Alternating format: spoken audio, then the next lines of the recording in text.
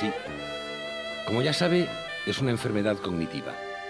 Dicho de otra manera, un deterioro lento y progresivo de la memoria y de la comprensión, así como un deterioro de las emociones. La enfermedad es irreversible. Lo mejor que puede hacer es visitarle frecuentemente, recordarle que se tome la medicación, sentarse a su lado, mirarle, besarle. Sí, trégale recuerdos de su juventud. ¡Anselmo! ¡Anselmo! ¡Anselmo!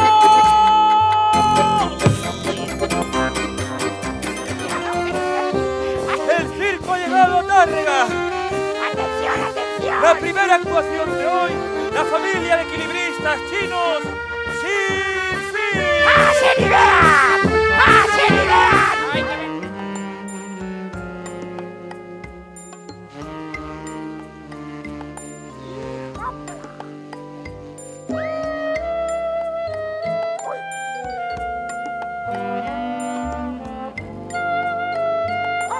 ¡Más difícil todavía!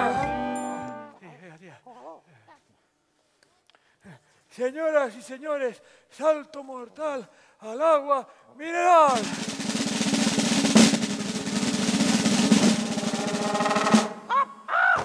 ¡Ay!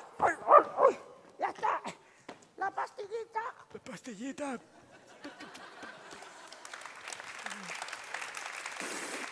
¡No! ¡No!